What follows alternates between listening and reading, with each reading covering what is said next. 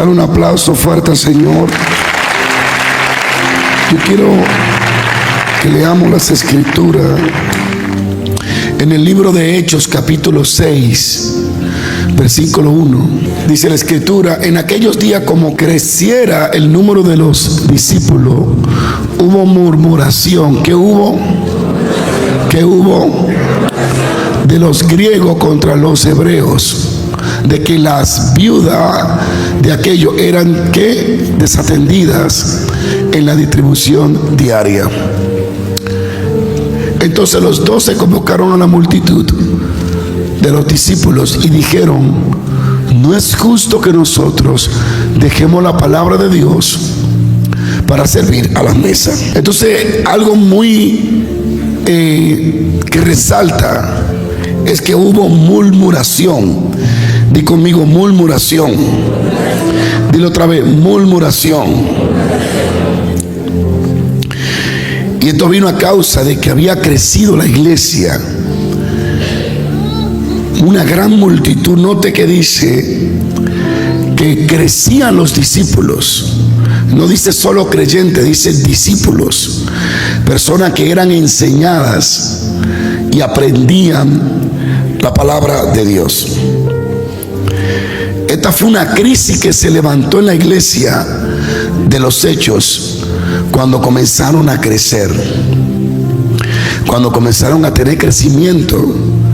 Se dio una situación muy difícil, y es que comenzó una murmuración, y era como una pequeña división que quería venir en los días de la iglesia primitiva. Y la murmuración era porque las viudas eran desatendidas, las de los griegos, y esto trajo como consecuencia un problema. Entonces la multitud comenzó a alborotarse y se levantaron los apóstoles, el apóstol Pedro, y ahí donde él dice: no conviene que nosotros dejemos el ministerio de la palabra y de la oración para ponernos a atender a la mesa. Sin embargo, esta crisis fue una crisis que trajo una oportunidad. Esta murmuración abrió una oportunidad, una puerta. Y esa oportunidad, aunque la murmuración no conviene, pero abrió una puerta. Y la puerta fue que se levantaron los diáconos.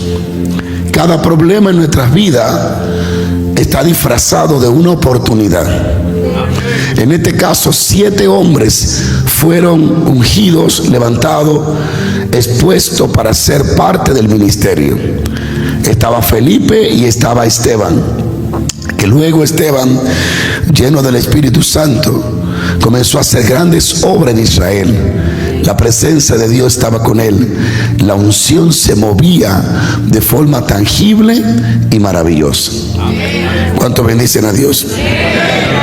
Dile a alguien: la crisis son oportunidad para buscar a Dios primeramente. La palabra de Dios muestra que en medio de estas crisis Dios le dio sabiduría al apóstol Pedro, y él fue el que trajo la idea junto con los apóstoles de que levantáramos diáconos, de que se levantaran diáconos que ayudaran a distribuir la alimentación. Amén. Qué bueno es Dios. Y esto nos deja ver muy claro esta historia, porque la iglesia crecía de forma imparable. Eran como 8,000 miembros, y cada día se añadían a la obra del Señor, cada día más. Él dice: y el Espíritu añadía a la iglesia lo que habían de ser salvos. La unción traía a la gente, lo sanaba y lo libertaba. Y esto nos deja ver un punto importante. Aún en medio de la abundancia puede llegar la crisis. La abundancia era tanta la gente que llegó una crisis, y la crisis era que se desatendían a las griegas. El texto comienza diciendo: en aquellos días, es decir, 6 años después del Pentecostés, 6 años después del Pentecostés, se cree, comenzó a crecer la unción, el poder, la iglesia de una manera impresionante, y comenzó a ser respaldada por Dios con grandes señales, prodigios, maravillas y milagros contundentes. Y esto trajo un crecimiento significativo en toda la iglesia, en la primera iglesia de Jesucristo. Aunque una murmuración sea cierta, naturalmente siempre son dañinas. Sigo paro. Ellos comenzaron a murmurar, y si Pedro no se levanta con la sabiduría de Dios, esto hubiese podido traer una gran división y dañar a la iglesia del libro de los Hechos. Es fundamental tener como prioridad la vida de oración, de comunión con Dios. El apóstol Pedro enfrentó esta situación con oración. Y es importante tener eso claro y que sea prioridad en nuestras vidas. Cada situación que podamos enfrentar en el transcurso de nuestro desarrollo, debemos de ir a la oración. La oración es el principal arma que tenemos en el Espíritu de Dios para poder calmar nuestro interior y poder acceder a la sabiduría de Dios para enfrentar situaciones adversas, confusas, que no pueden ser vencidas desde la plataforma de la naturaleza humana. Se necesita ser espiritual para enfrentar las cosas espirituales. Lo espiritual se acomoda a lo espiritual y lo carnal a lo carnal. Alguien diga aleluya. Alguien diga aleluya.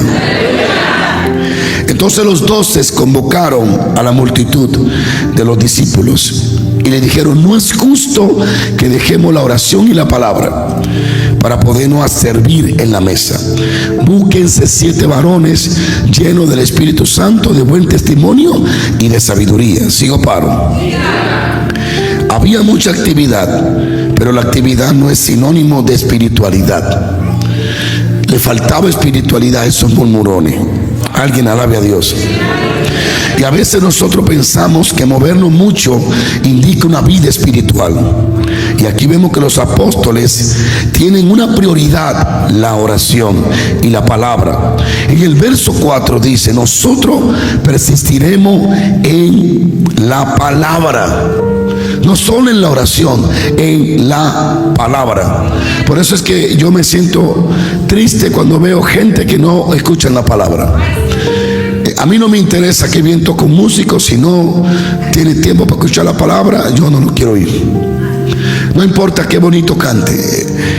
Es un fenómeno que se ve en muchos cantantes famosos.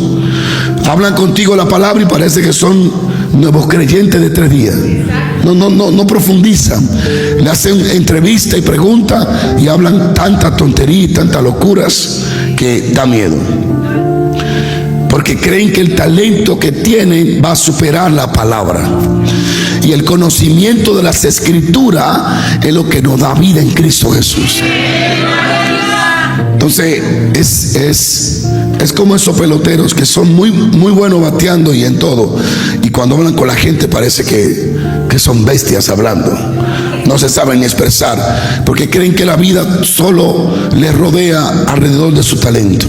Y uno tiene que invertir tiempo en conocimiento, y especialmente los cristianos, en conocer que las Escrituras, persistir en las Escrituras. El apóstol Pedro dijo: nosotros persistiremos en la palabra. No digo solo en la oración, en la palabra. Y vuelvo y repito, la palabra está por encima de todo. Porque de la palabra que sale la palabra de oración, de la palabra que sale la palabra oración, de la palabra que sale la fe. La fe viene de la palabra. La palabra es más importante y más poderosa que la fe, porque la fe es producida, injertada por la palabra. ¿Alguien está aquí? Tú tienes que leer tu Biblia todos los días. Y comprarte el libro de estudio, escudriñar las Escrituras. Tú no puedes ser un neófito espiritual. Tú tienes la oportunidad de llenarte del conocimiento de la palabra de Dios. Alguien tiene que alabar a Dios. persistiremos en la palabra. En la palabra. La palabra persistir se traduce del griego, que significa perseverar, ser continuamente constante. Allí, en ese espacio que ellos tenían de comunión con Dios, era donde recibían primeramente el poder y la sabiduría para dirigir a la iglesia. Persistiremos en la palabra y en la oración. Y en ese espacio de palabra y oración era donde ellos accedían a varias cosas. El Espíritu de Dios le daba varias cosas. Primero, le daba poder, le daba sabiduría para dirigir ¿qué? La iglesia. Cuando persiste en la palabra y en la oración, tú tendrás sabiduría, tendrás poder para hacer las cosas de acuerdo a la voluntad de Dios, y te llenará del conocimiento de lo que Dios quiere para tu vida. Tu comunión con Dios te lleva a tener poder y sabiduría para tomar las decisiones que te darán el éxito que Dios ha predestinado para tu vida. Alguien alabe a Dios. Golpéale el hombro a alguien y dile: alaba a Dios. Número 2, eran fortalecidos contra los ataques del enemigo. Mira cómo Pedro enfrenta el problema de la iglesia orando. Me voy a la palabra, orando y la palabra.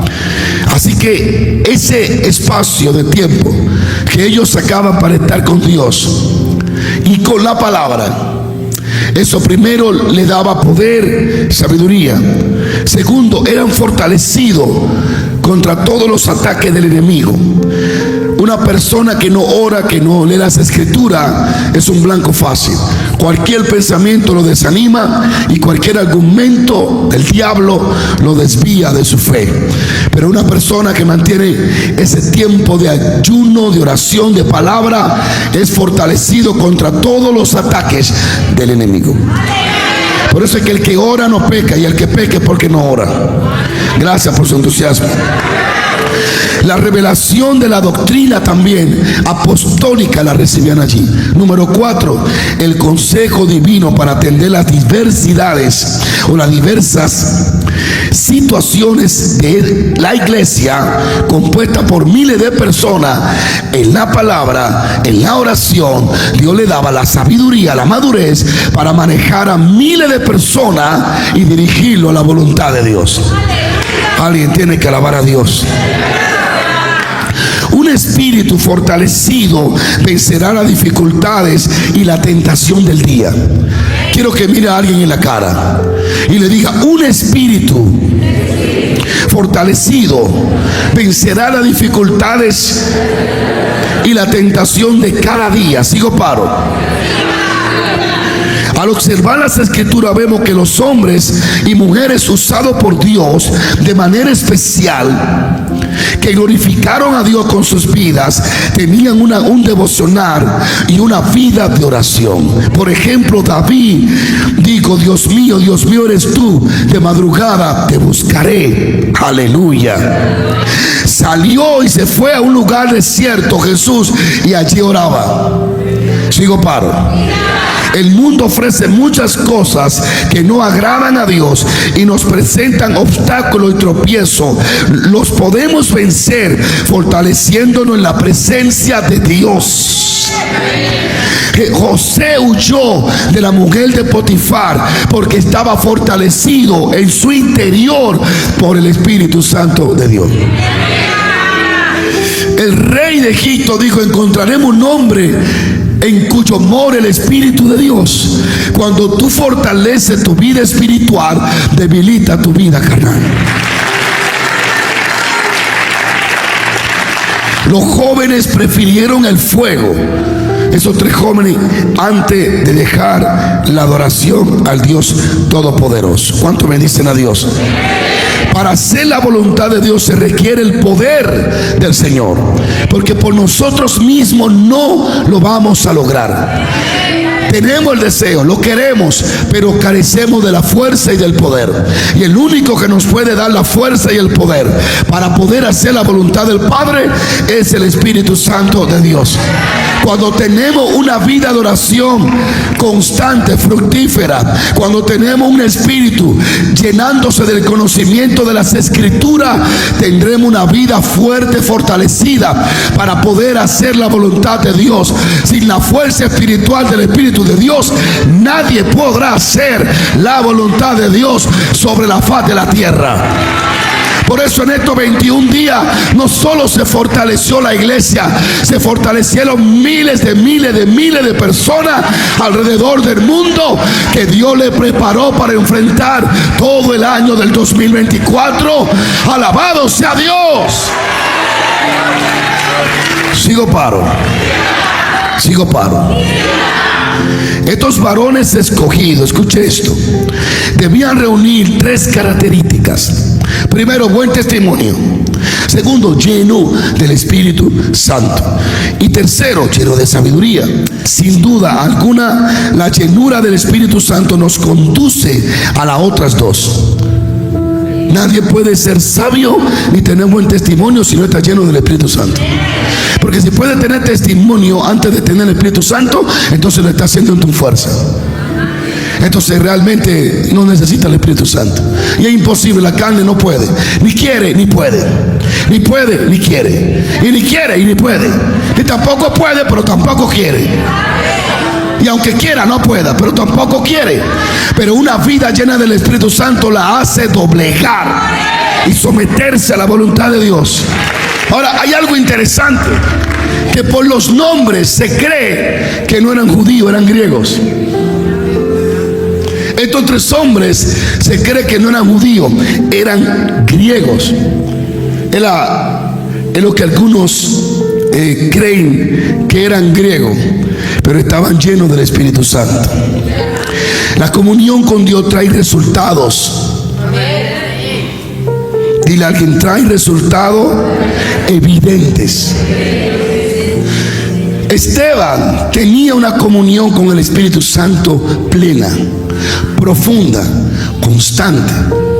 Y eso le llevó a tener una vida de resultado envidiable, sobrenatural, sorprendente. Aleluya. Alguien alabe a Dios. La comunión de los apóstoles continua con Dios trajo como consecuencia una multiplicación. Es que la multiplicación y el crecimiento viene como consecuencia de una comunión continua con Dios, con su palabra y con el Espíritu Santo. Ya se fueron. ¿Hay alguien que pueda alabar a Dios? La Biblia dice, y crecía la palabra de Dios y el número de los discípulos. Escuche, ¿qué crecía? ¿Qué crecía, Dayana? Donde crece el conocimiento de Dios, crecen los que lo necesitan.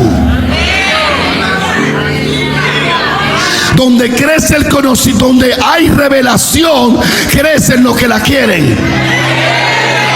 La gente son atraídas por el conocimiento de Jehová, porque el conocimiento de Dios produce vida. Vamos, despiértese, que esto es una revelación para alguien. Donde crece el conocimiento, dice, y crecía la palabra. Cuando tú quieres crecer sin la palabra, no es realmente crecimiento.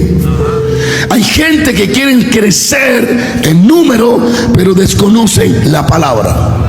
Aquí dice, y crecieron primero en la palabra de Dios.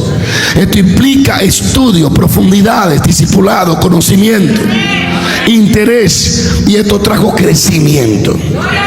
Donde crece el conocimiento de Dios, crece lo que lo necesitan. Esto está muy poderoso. Alguien alabe la gloria de Dios. Y el número de los discípulos se multiplicaban grandemente en Jerusalén. Bueno, usted lee su texto, era algo maravilloso. Multiplicación de los discípulos. Todos estaban creciendo. Escúcheme esto, todos estaban creciendo. Los discípulos, dice la Escritura, que crecían. El crecimiento integral es manifiesto. Por eso nosotros debemos de tener una vida de oración para tener una vida de crecimiento. No solo la comunión trae crecimiento, sino que también trae victoria sobre los opositores y sobre toda oposición del enemigo. Los sacerdotes eran fariseos y por tanto se oponían a la fe de Jesucristo, pero no podían detenerlo. La Biblia dice que muchos obedecían a la fe, hicieron todo lo posible para estancar la obra de Dios y no pudieron estancarla, porque los que la predicaban estaban llenos de la palabra y de una comunión continua del Espíritu Santo. Y cuando tú estás lleno de la palabra y de la oración y una vida de comunión, los fariseos siempre estarán en tu camino, hablarán, gritarán, vocearán, pero no pueden detenerte porque tu fuente es inagotable. Alguien grita aleluya si está aquí. La comunión con Dios traía crecimiento, lo ayudaba a vencer los obstáculos. Y número 3, el servicio y el ministerio eran efectivos.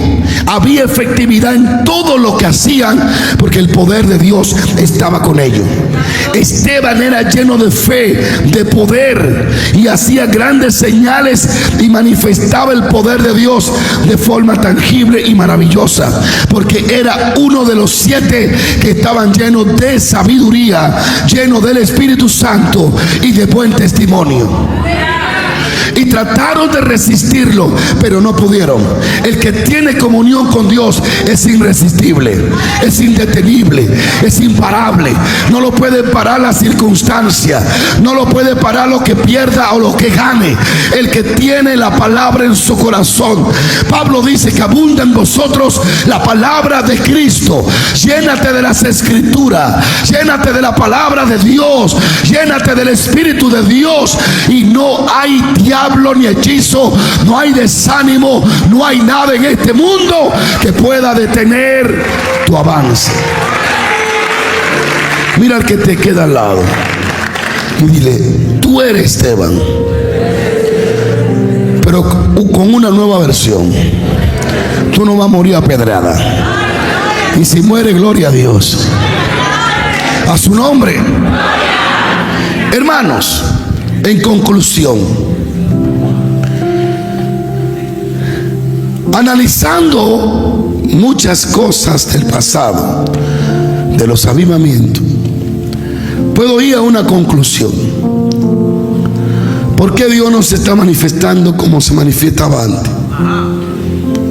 En mi visión corta, algunos predicadores se llenan de la emoción o la arrogancia de decir que ahora hay más avivamiento que en los años 40, o que hoy es más impactante. Bueno,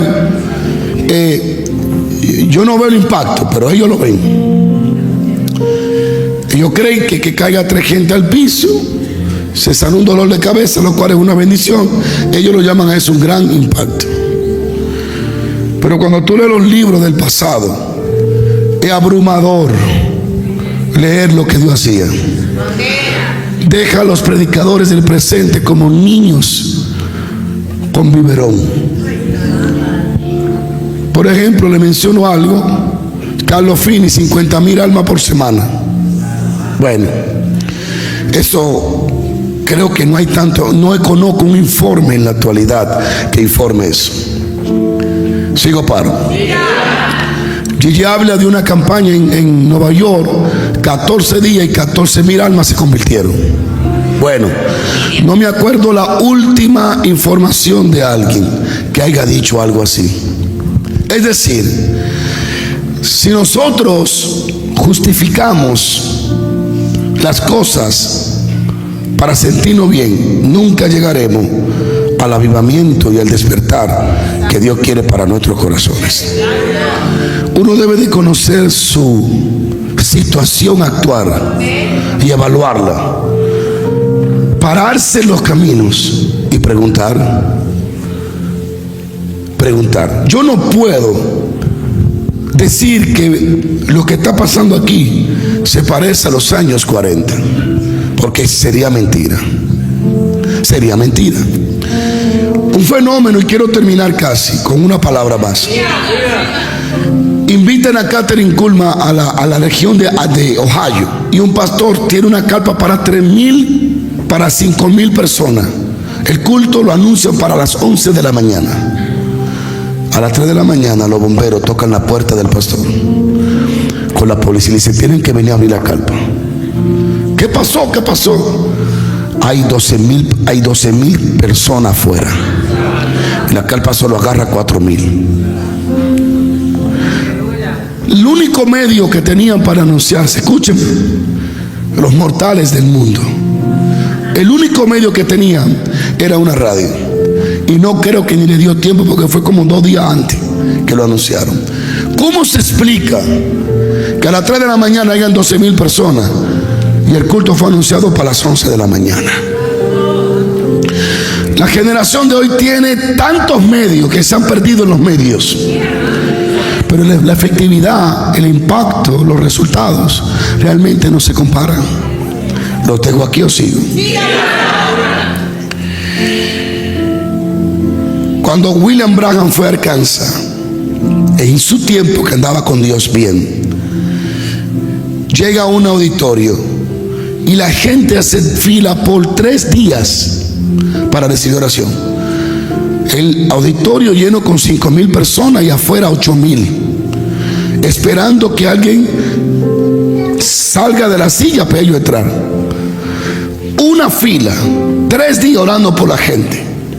Se cansaba el predicador, dice la historia, que se acostaba detrás del púlpito, le decía a la multitud: ¿me pueden dejar dormir 2 horas? Sí, varón de Dios. Se acostaba 2 horas a dormir, y cuando despertaba decía: next, ¿quién es el próximo? Ciego. Y lo iba sanando. No había emoción, no había ambiente, no había emoción, había un poder real. Miren, amados hermanos, yo creo que si el Señor ha traído siempre de sentir esta casa, es porque somos unas de las puntas de lanza que Dios tiene en esta generación. Le quiero dejar con esto. ¿Se murió Dios? No. Entonces, ¿por qué no se mueve Dios como se movía en ese tiempo? No se murió Dios, pero se murieron los que lo provocaban. Y donde en una generación se mueve el que incita, el que provoca a Dios, Dios deja de moverse. Lea toda la escritura y usted va a notar que las veces que Dios se movía, había alguien que lo atraía. Él ocasionaba, él encontraba, pero siempre hubo un humano en el medio del testimonio. Es decir, nos toca a nosotros. Yo quiero leerle esta porción. Y el maná cesó el día después que habían comido del producto de la tierra. Y los hijos de Israel no tuvieron más el maná jamás, sino que comieron del producto de la tierra. Eso no está mal. Lo malo es que con el maná se fue la nube. Se quedaron con el arca, pero esa arca no se volvió a manifestar Dios allí. Lea la historia y va a encontrar muy pocas veces que el arca hizo algo por el pueblo después que entraron a Canaán. Quiero leer otra porción y termino aquí. Escuchen lo siguiente. Cuando desapareció el maná, ya no había necesidad de maná. Mi pregunta es: ¿por qué tuvo que desaparecer la nube? ¿Por qué la nube no se quedó flotando encima del arca? ¿Por qué?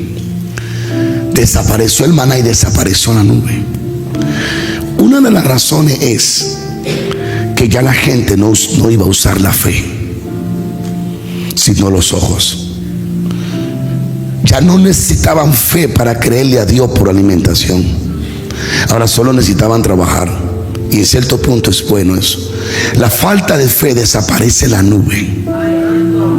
La falta de fe desaparece la presencia de Dios. Y esto lo voy a desarrollar después. Lo voy a dejar aquí. Lo voy a desarrollar después. Pero le digo con este pensamiento en su corazón. ¿Cuándo aparece la nube otra vez? ¿O cuándo vuelve otra vez esa gloria?